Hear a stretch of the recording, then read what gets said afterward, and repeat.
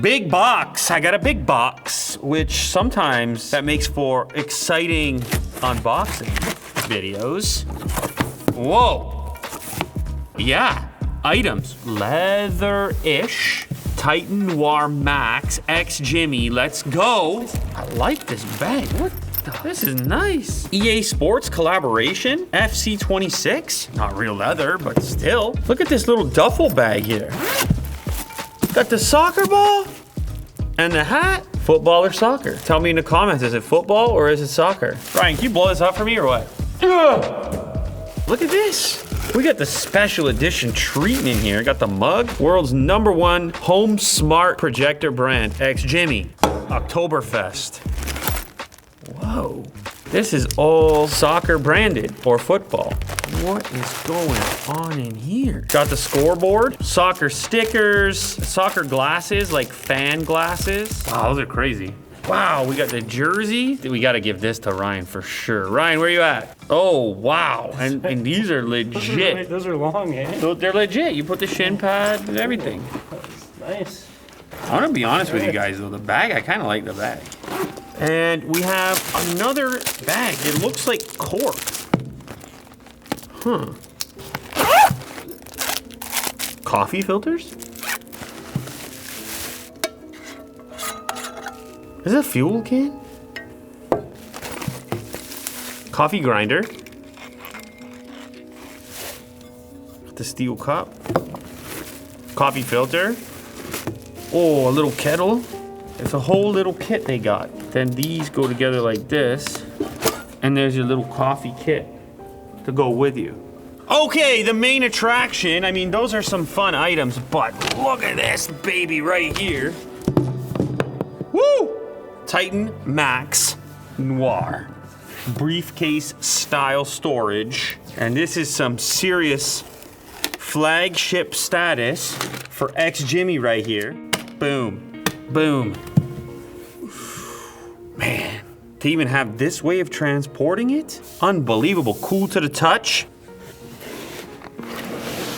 Oh, and check the design on this guy. Oh, we got a soccer ball back in the house. It's okay, let's see what he's got.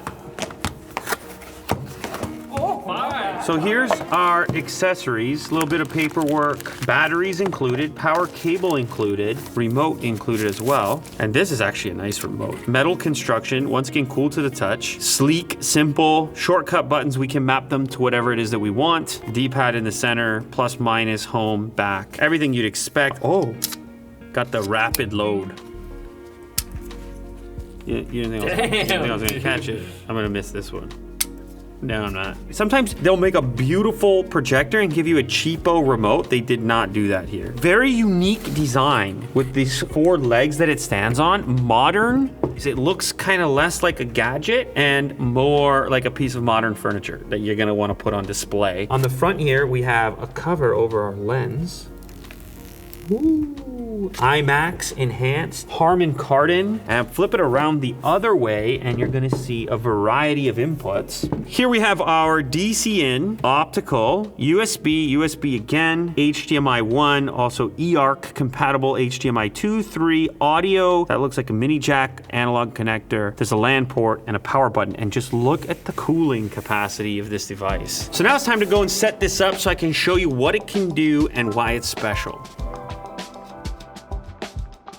So we have the device set up now. You can see it here on this coffee table, and it's projecting on this wall, which is about 120 inches. The way we have it set up right now, kind of optimal. Obviously in your setup, you're probably not gonna have a white wall made of fabric that's optimal for projection like we do in here. They do have screen recommendation as well. I'll link those details in the description, but essentially 120 inches, a really nice balance of scale and resolution, of course. And it is important to note that at this point, like we have a 7,000 lumen projector, but we are leaving some ambient light on so you can see what I'm talking about and see me. But we're gonna also throw in some demonstrations of what the projector looks like with the lights off, which is the ultimate usage. Sometimes some like yellow and pink banding can show up. I promise you that is not happening in real life. The image is pristine. What is the intended use of a device like this, a projector of this caliber, is in a cinema environment in your home movie theater because of the features and functions and the ability to get in there and really tweak the performance in a manual way if you choose to. You also have optical zoom and lens shift. If your room has some boundaries that mean you can't place this as far away as you'd like, or if you have a projection screen that's a different size, you want to make sure it fits that framing. This is true optical zoom, just like on your camera, so there's no loss in quality like there would be in some kind of digital zoom. Instead, it's this physical lens adjusting its zoom level in order to give you a bigger or smaller picture. Now, lens shift is also really cool because you might want to have this thing up on a shelf where it's a little bit higher, or maybe it's down low, but your screen is not. Rather than having to tip this thing and get some like weird, like stack some books or something strange, you just use the lens shift. I get a ton of play in what I can achieve. You can tell I could have this thing up very high at ceiling level if I wanted, or on the floor, it wouldn't matter. Through lens shift, I'd be able to get the perfect projection. This is a premium feature. Like, to have these features right on the lens, it's not common, and certainly your lower end projectors are not going to have these features. 200 megapixels.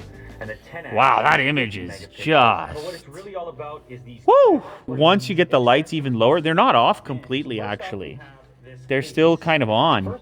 That is punchy and plenty of resolution at 120. If I was sitting on this couch and this was my setup, I would actually drop the image a little bit lower. I would go here, and then I would go here, and I would drop this down even more comfortable, like right around here. See what I mean? Jack has no idea. There's also some cool settings for playing games where you've got a fast refresh combined with a low input lag, and you have a game mode on the device. And of course, it will also adjust the image settings to be more ideal for gaming. You have your auto keystone correction, which is built in, manual keystone if you prefer. A lot of this is going to depend on if this moves around at all. This is intended as a true cinema experience, so I suspect in many circumstances, it will kind of live in one location, in which case you might go in and manually tweak it and then just like leave it where it is. And you have wall color adaptation if you do happen to project on a wall that isn't, say, perfect white, slightly off white or something. So this can actually make an adjustment for that. Now again, with a projector like this of this caliber, you want to project onto white to get the most out of it. But if you can't, for whatever reason, it's nice to have that ability built in there. White balance, gamma index, dynamic black levels, noise reduction, super resolution. If there's a projector setting, it's probably in here. Anyway, very snappy interface as well to move through, but it is important to note that because this is a sort of cinema target, there is no smart streaming aspects to the device at all. You're going to connect your source, whether that's a game console, an Apple TV, or any other content source. I think for me, Apple TV makes the most sense. I have a ton of content already in there, but anything you want to connect over HDMI, I think it's the reason they gave you such an array of ports, to have multiple devices connected at the same time in a more sort of permanent or semi-permanent setup. Now, even though I've suggested that you have this thing in some sort of semi-permanent setup, if you do have it out, like on display, if that's part of how your setup is, this is a pretty looking projector with the legs the way they are. It's definitely not the worst thing to look at, and the fact that it has built-in speakers makes it a little bit more versatile from that standpoint as well. I still think most people are going to have external sound hooked up to this thing, but having a built-in speaker is a welcome thing to have in a pinch. Why not? Listen to me, this is not the best environment for this lens. So the speaker gets loud, Hey, Will, what do you way say we louder go than to I China? expected. Look at that We're image, here Mo. on the Great Wall. Yeah. Actually got some low end on the speaker. Did you see that shot where it's me on the Great Wall? Did you see that? They knew I was coming. Look. Saw that?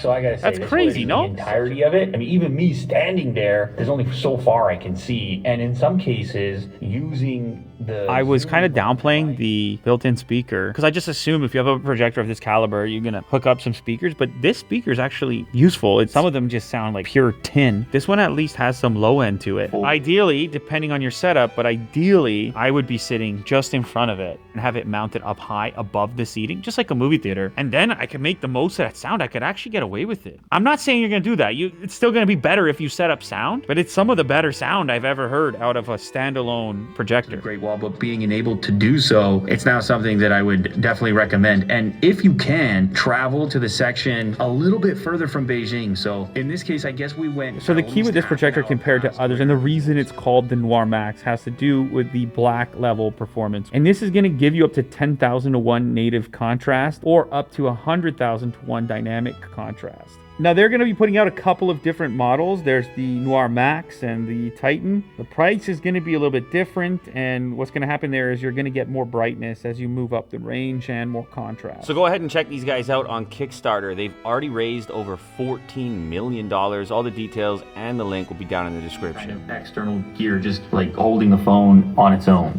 So, 2026, I'm in China, I'm on the Great Wall, whole thing shot on a smartphone, 4K high frame rate, come back here, movie theater in a box, looks incredible. 2026, it's not that bad. It's not that bad.